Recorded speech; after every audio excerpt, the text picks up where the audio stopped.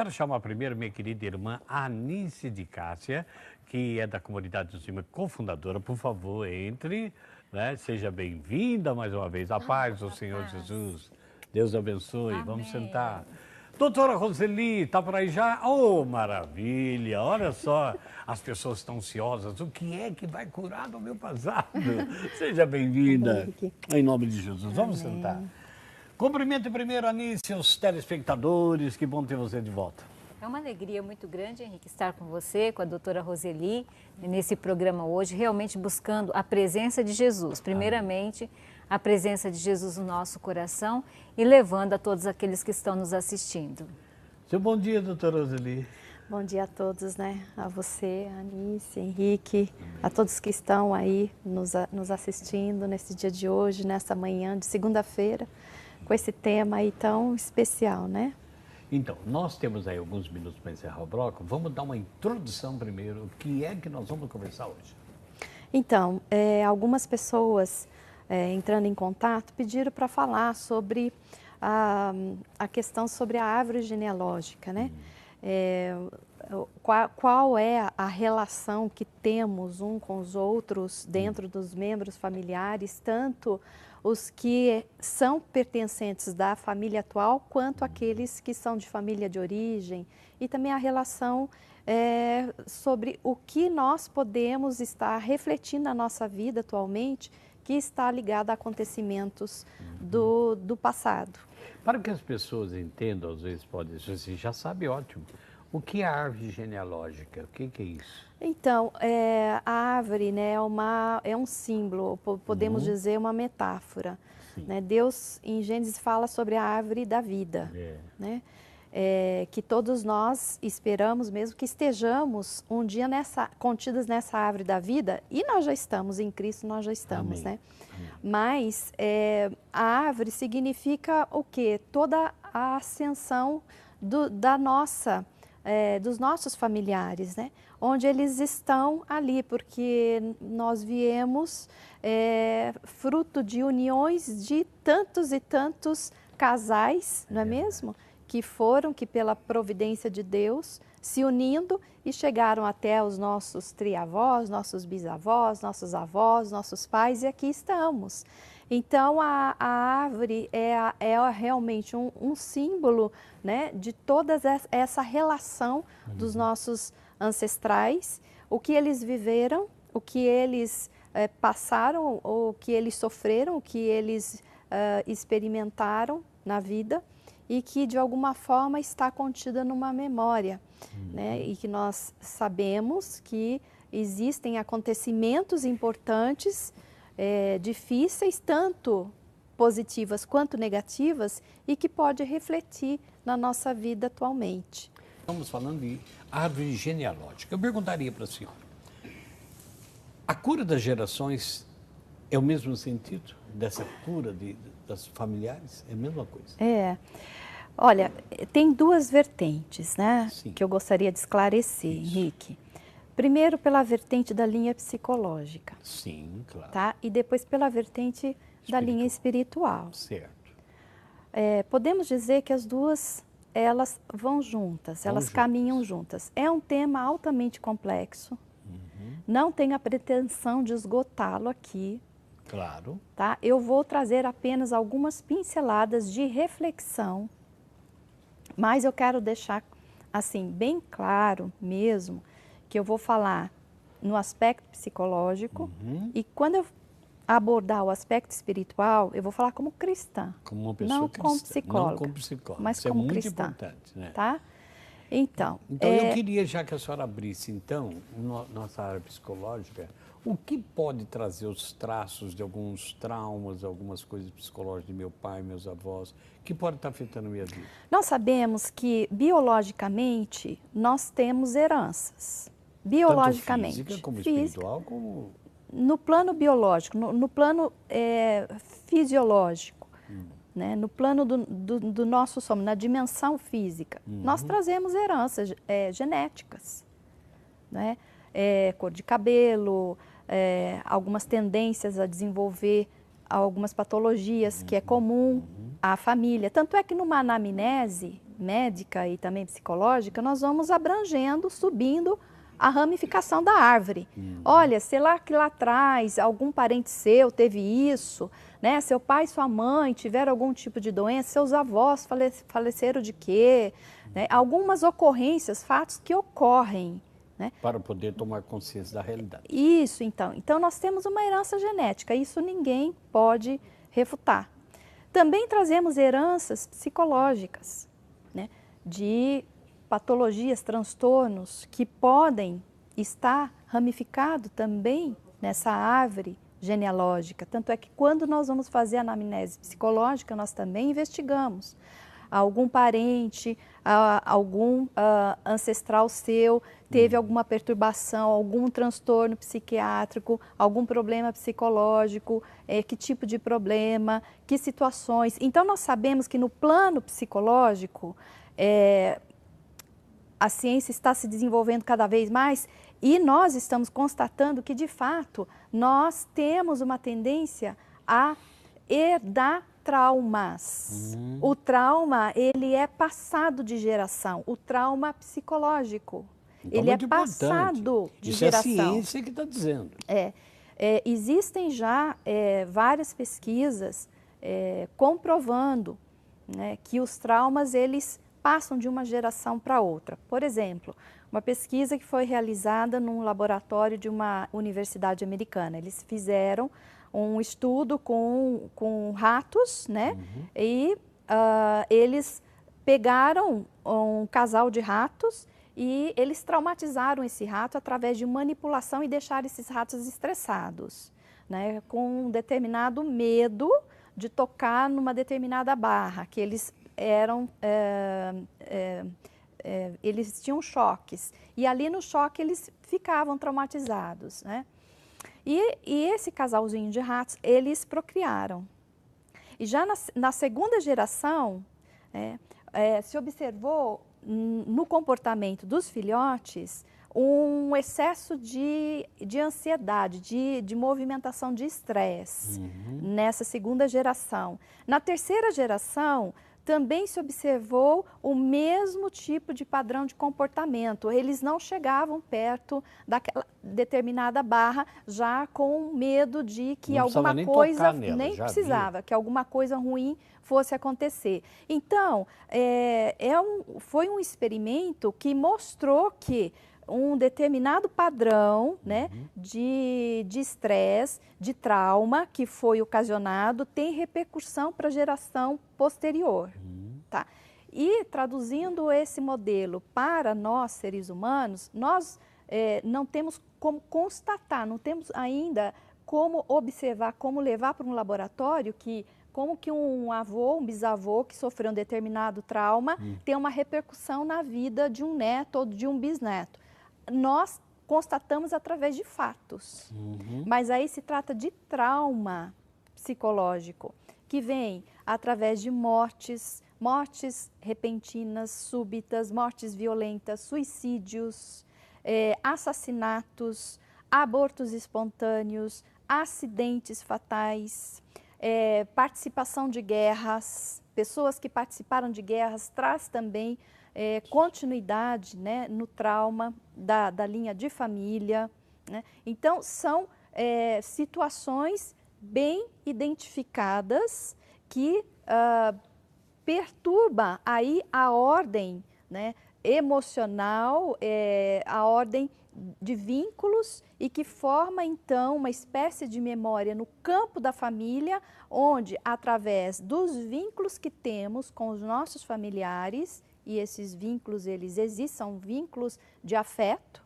né, e que são transmitidos através de, nós não sabemos exatamente qual seria o veículo que se transmite, né, pode ser através de determinados genes que têm uma leitura psicológica e que há um compartilhar desses traumas dentro do sistema de família e que pode passar de geração em geração. Isso não quer dizer que esse padrão é um padrão determinado. Não, não é um padrão determinado. Certo. Porque meu bisavô assassinou uma pessoa, então o neto vai também,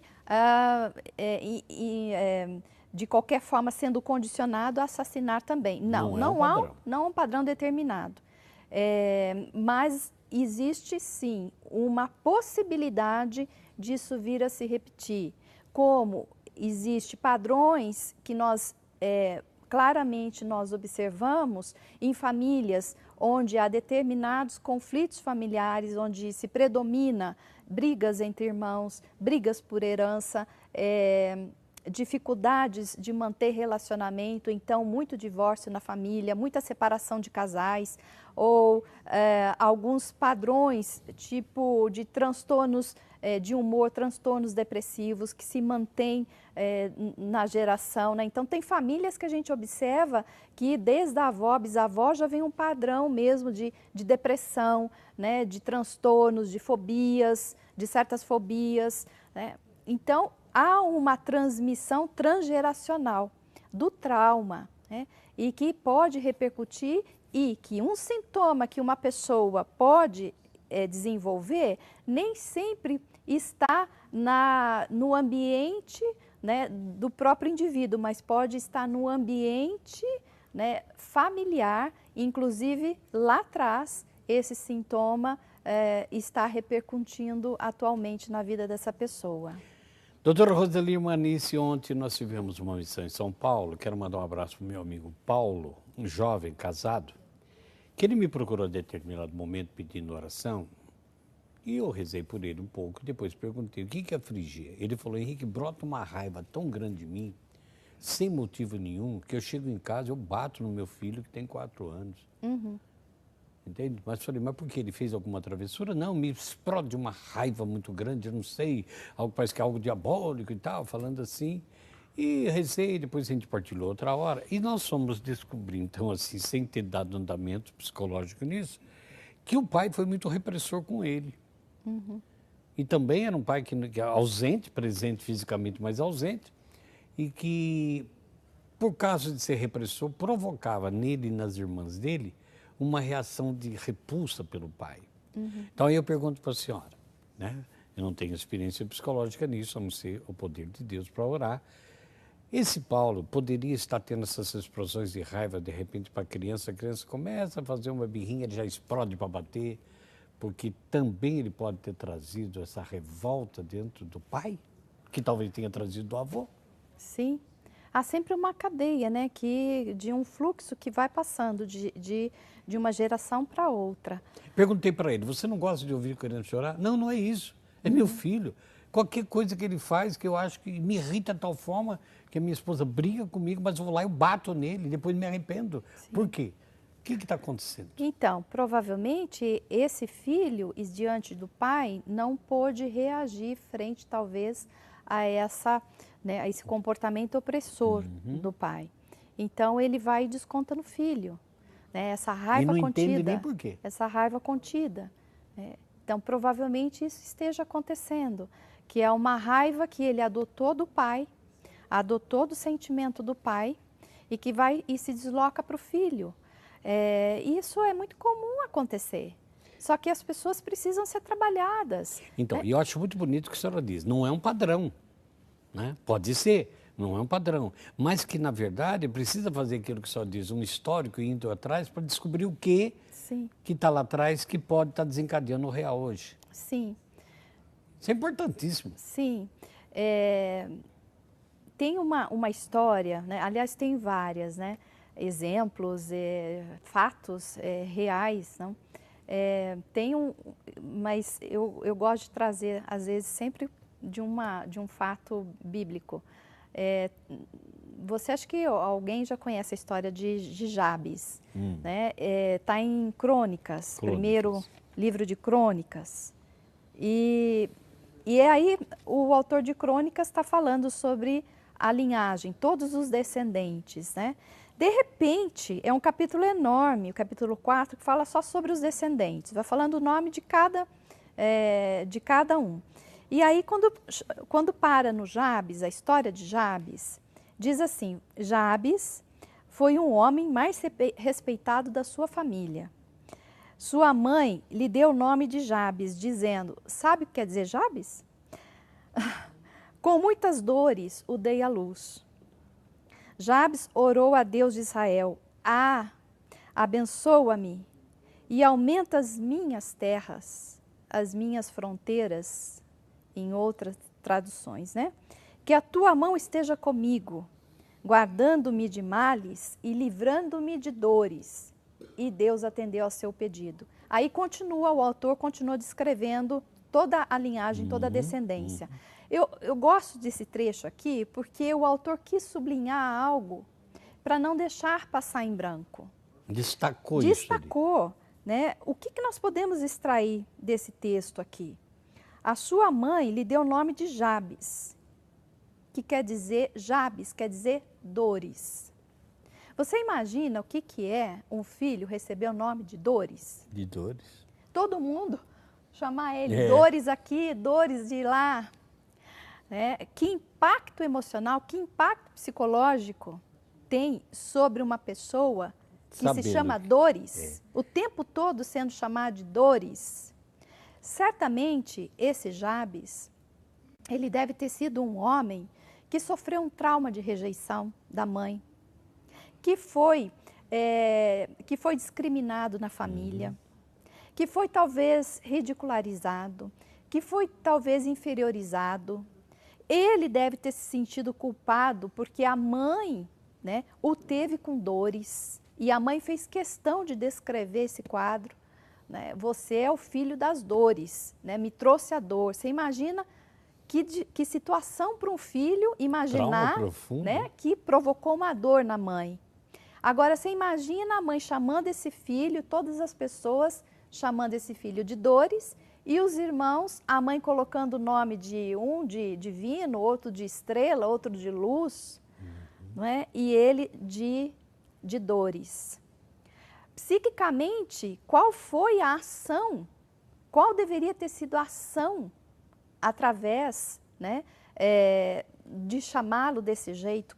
Quanto que ele não deve ter se sentindo mal por isso, não é mesmo?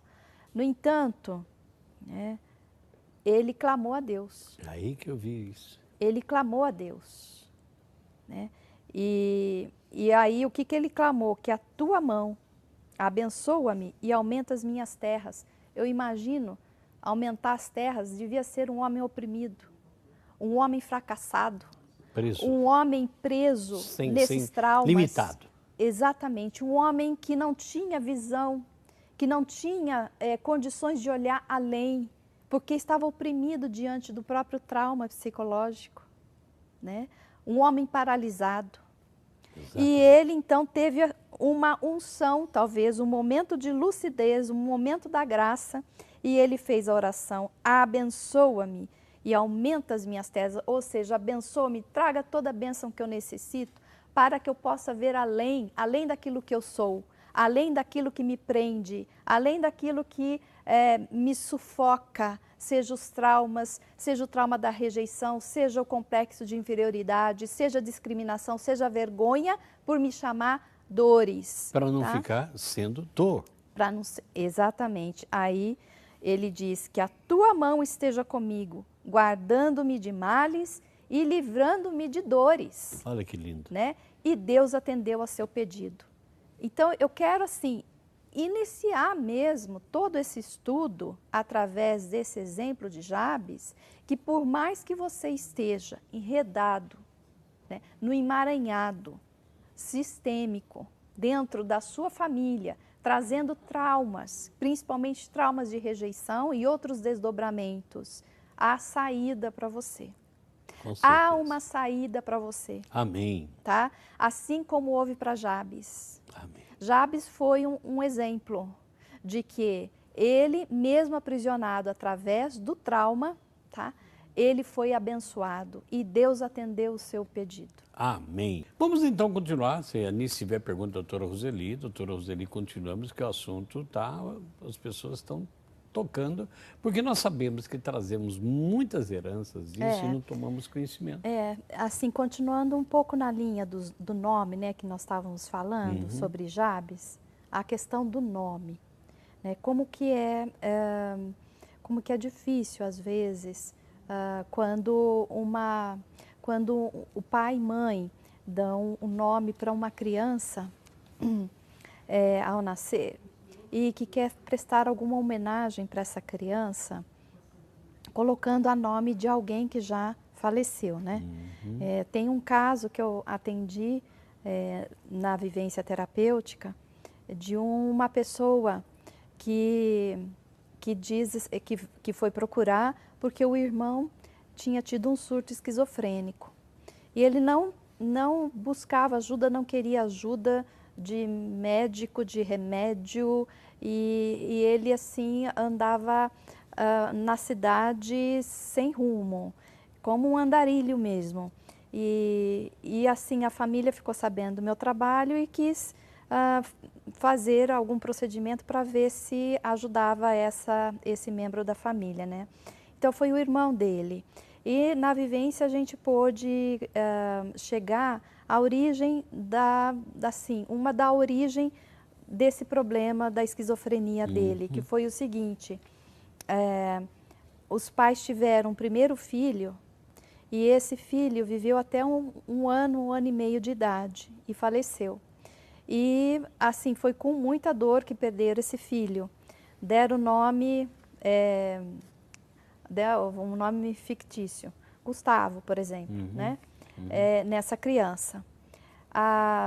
Aí, quando veio o segundo filho, que é esse esquizofrênico, colocaram o mesmo nome, Gustavo. E ele, assim, a gente percebeu que havia uma falta de identidade nele, de quem ele era de fato. Quem ele era, o Gustavo, segundo filho, ou o primeiro filho que faleceu, né? Entendi. Porque esse acontecimento, ele fica registrado dentro da memória do sistema. Então, o irmão que morreu, Gustavo, perdeu, digamos assim, um lugar para dar lugar para o outro, que veio com o mesmo nome. Sistemicamente, isso tem um impacto psicológico, mesmo que ele não tenha consciência disso. Que interessante. Tá? E quando nós reordenamos o sistema, deixando cada um no seu lugar, cada um preservando o seu próprio nome, a sua própria identidade, não querendo tomar lugar de nenhum outro, esse irmão teve uma melhora súbita. Que maravilha. Tá? E teve uma recuperação rápida da consciência de quem ele era. E ele parou de andar como um andarilho, ele voltou ao seio da família, restabeleceu vínculos, isso sem medicação, foi incrível. E então, assim, a gente sabe o impacto que tem, né, quando se faz querer colocar uma homenagem, mas uma homenagem com uma boa intenção, mas que teve ligado a alguém que já partiu, que já morreu, né? Então, nós sabemos que existe sim, né, uma memória que permeia a família e que essa memória ela é passada através da geração, né, e que tem um impacto psicológico, emocional sobre os membros da família. Interessante, né, Anice? Como é que pode ter essa influência, né? É algo assim tão inconsciente, né? Que nós estávamos conversando ali e partilhávamos sobre isso. Muitas coisas que vai acontecendo na nossa vida e a gente não vai levando, né? Mas tudo tem uma raiz, tudo tem um início, né? Então eu acho esse tema muito importante para que primeiro a gente tome conhecimento para poder buscar, né, saída, porque nós viemos a esse mundo para viver uma vida plena, uma vida feliz e precisamos tomar posse disso. Exatamente. Tem casos e mais casos que a gente atende, né, dentro desse procedimento, desse método. Um dia uma mãe veio com um filho adolescente, um filho maravilhoso, um menino muito inteligente, de 16 anos, assim, um expoente na sala de aula, mas que ela veio dizendo o seguinte: olha, Roseli, Meu filho, desde que nasceu, ele já fez mais de 20 cirurgias. E assim, eu gostaria de entender, de compreender, porque é algo assim, eu tenho muito medo que aconteça mais alguma tragédia com ele, porque ele já saiu da morte várias vezes. Eu quero lhe contar o seguinte, quando eu me casei, a minha sogra amaldiçoou meu casamento. E amaldiçoou os filhos, meus filhos. Ela não queria que eu me casasse com o filho dela e também falou que os filhos que eu teria com ele, eu iria sofrer muito e que os filhos iriam sofrer também, né? E isso ficou atuando dentro de mim e eu fiquei com muito medo. E quando o meu primeiro filho nasceu, esse que eu trouxe aqui, né, ele já começou a ter vários problemas de saúde e com 16 anos ele já tinha feito 20 cirurgias. Brincadeira. E o rapazinho, o menino, na adolescente, de 16 anos, dizia assim, olha, eu queria gostar da minha avó, mas eu faço de tudo para gostar dela e não consigo. E não consigo perdoá-la. Gostaria muito, né, de ter um relacionamento bom com ela, mas não consigo ter. Então, nós fomos colocar os membros, fazer a representação da família, né, mediante a questão, a queixa da mãe, e nós fomos entender o seguinte, que essa avó que amaldiçoou, vamos usar a palavra que ela usou, né? A nora e o filho, tá? Nós fomos chegando, né, na linha dela de que a mãe dela tinha amaldiçoado também. Ela não queria ter tido essa filha.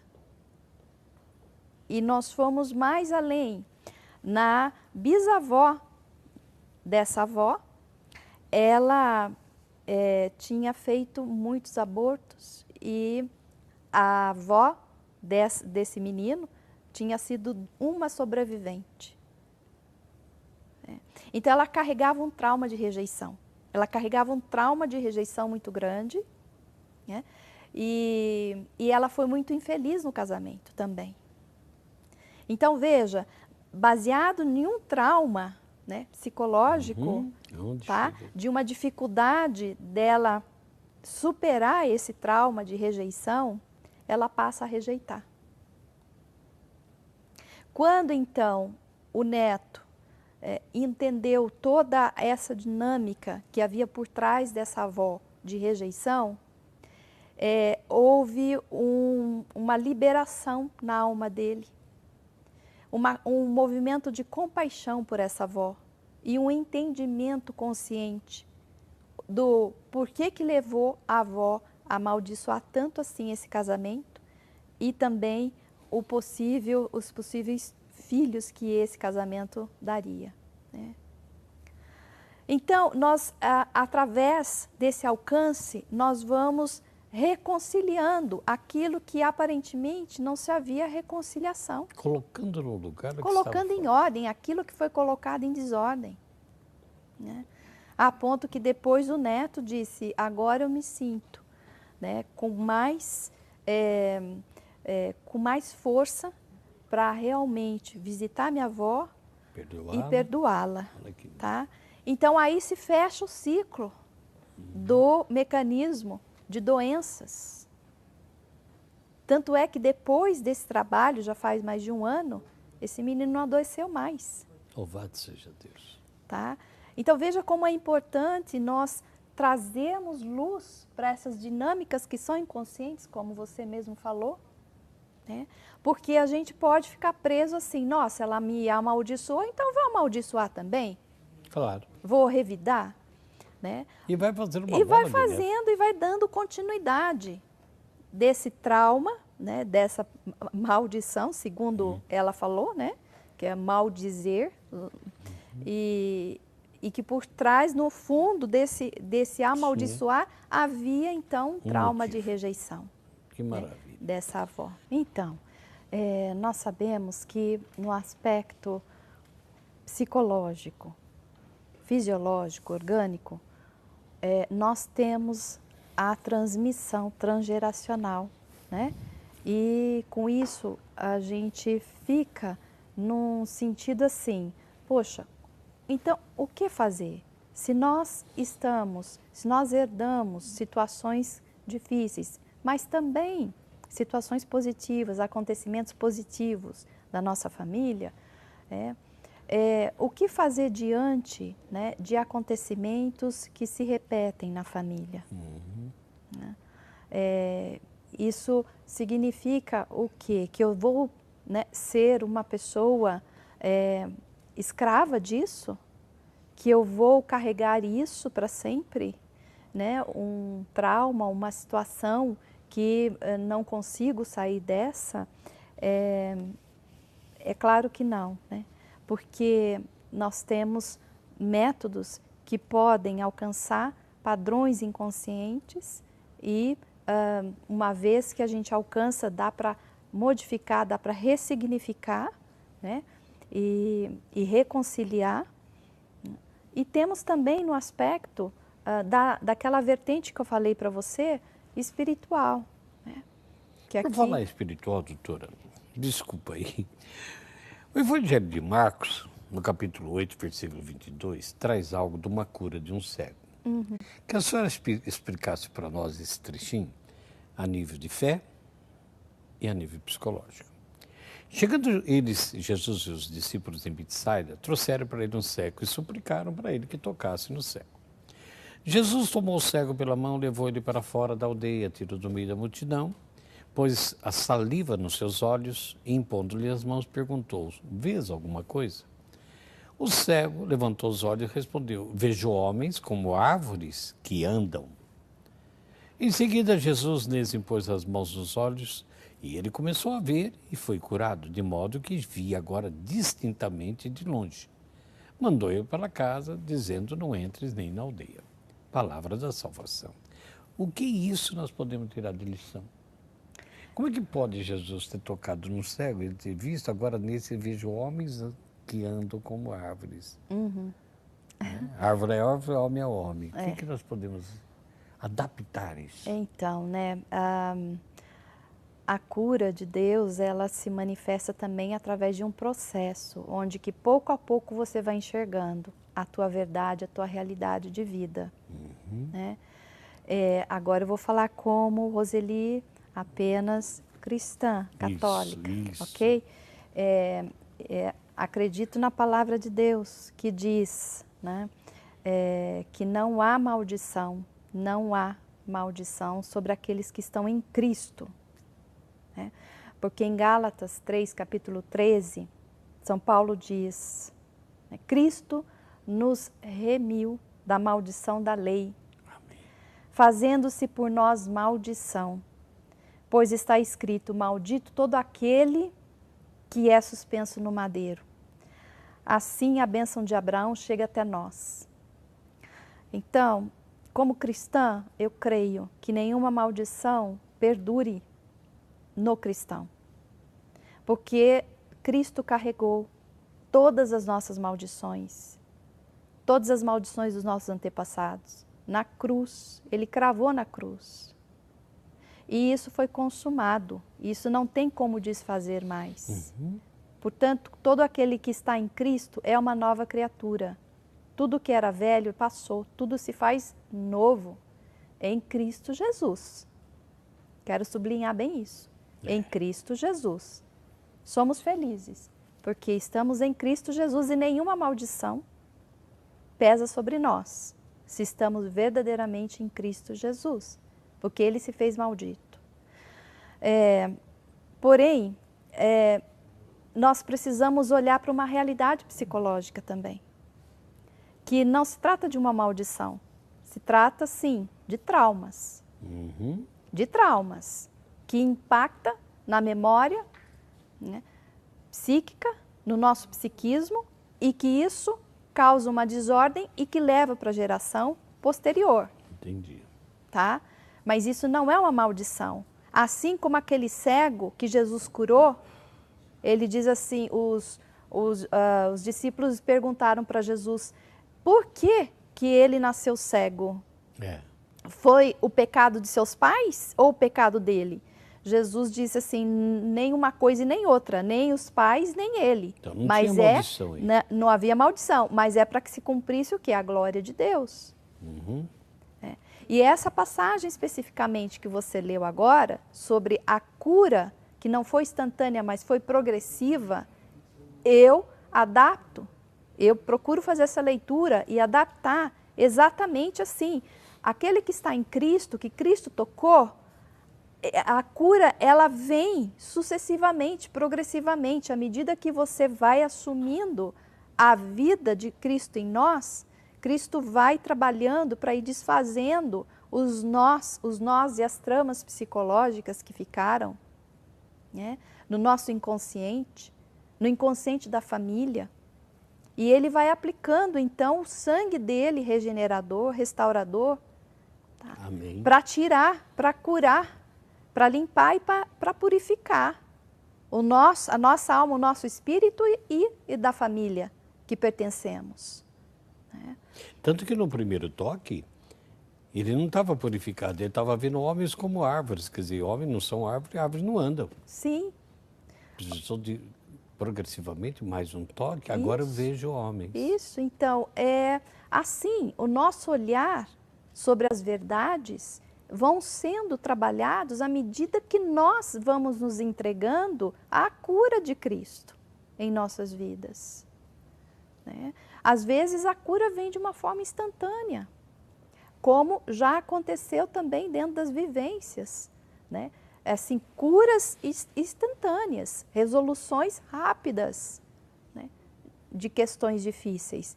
Às vezes não, às vezes elas vêm progressivamente e vai chegando um ápice, até atingir, até você ver plenamente, até você enxergar, tomar consciência plenamente da tua verdade. Eu queria que a doutora Roseli agora falasse para você que está nos vendo, escutando ela falando da vivência, o trabalho que faz, porque eu participei de uma como espectador, apenas assistindo. O que é a vivência terapêutica? O que é isso que a senhora faz e como que as pessoas podem entrar em contato na possibilidade de fazer isso, aquelas que necessitam? Então, é um método terapêutico, né, que é uma terapia profunda e breve, que está ligado a relacionamento familiar, também na linha da transgeracionalidade. Ou seja, nós trabalhamos com traumas de família que repercute na sua vida, no dia a dia de hoje, que inconscientemente você não tem noção de que você pode estar enredado, pode estar emaranhado, pode estar ressoando, né, aquilo que aconteceu no passado da sua família e que você está como que capturado por aquele acontecimento. E ele pode ser dos mais variados sintomas e pode também estar ligado às mais variadas situações e fatos. Por exemplo, fracassos em relacionamentos, né? Fracassos no ambiente de trabalho, né?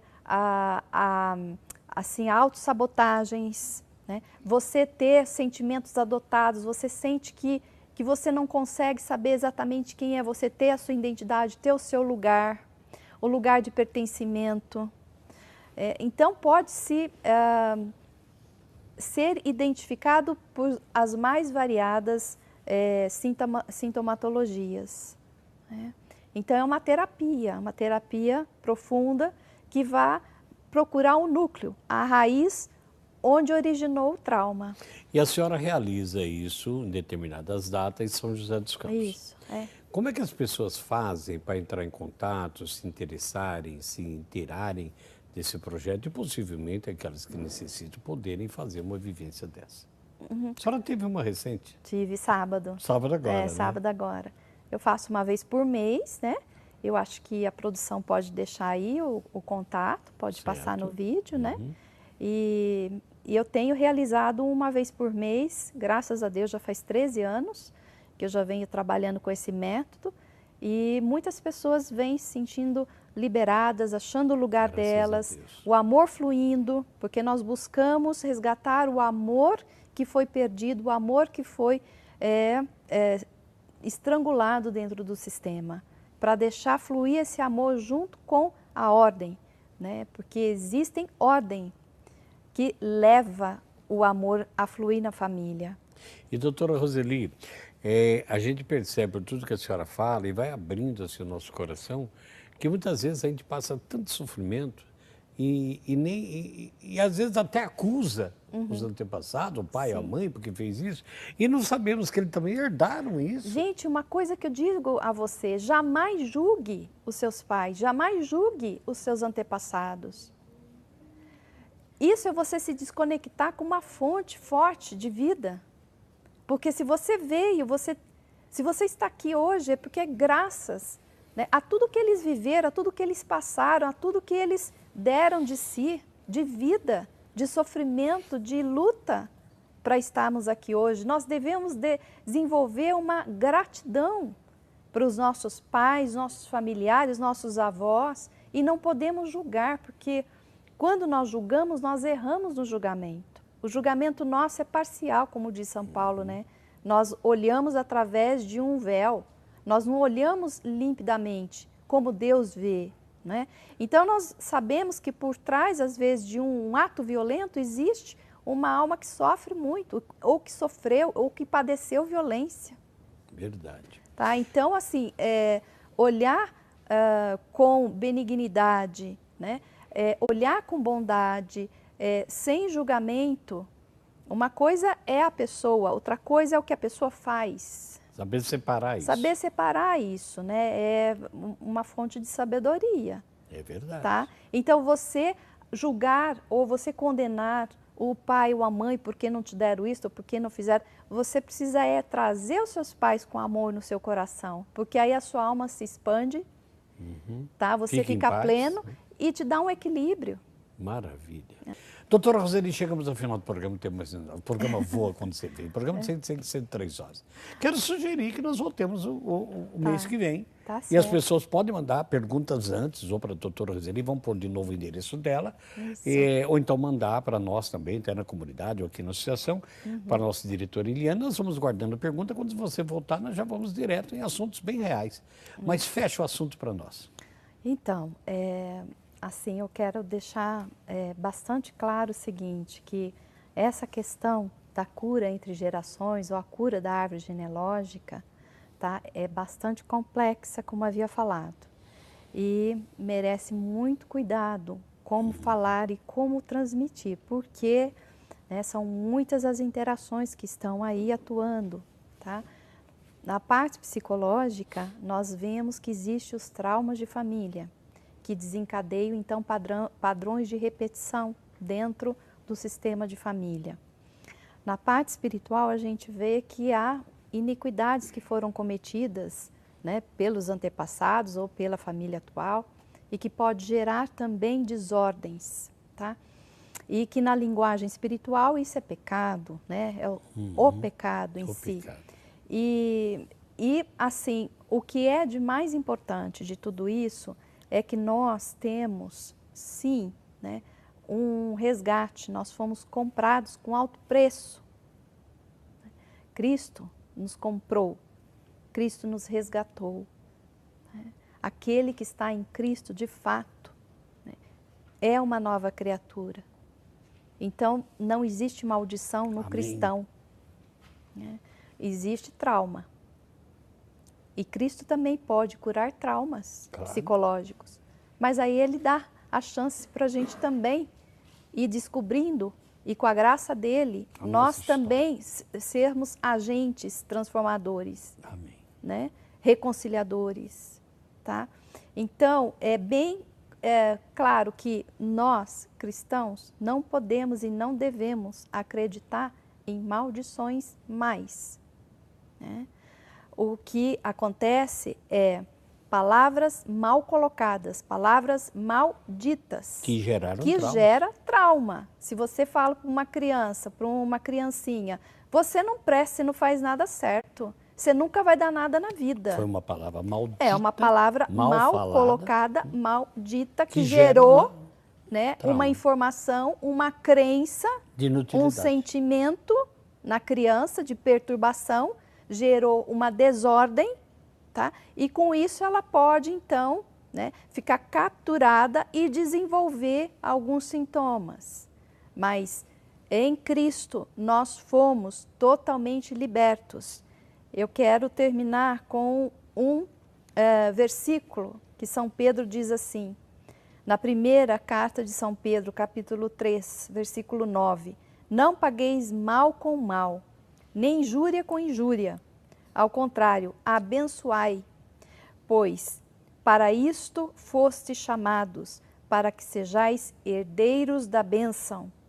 Com efeito, tem uma consequência disso, hein? Quem quiser amar a vida e ver dias felizes, refreie sua língua do mal, e faça o bem e busque a paz e a siga. Então, refreia a tua língua do mal, busque o bem, né? E siga a paz.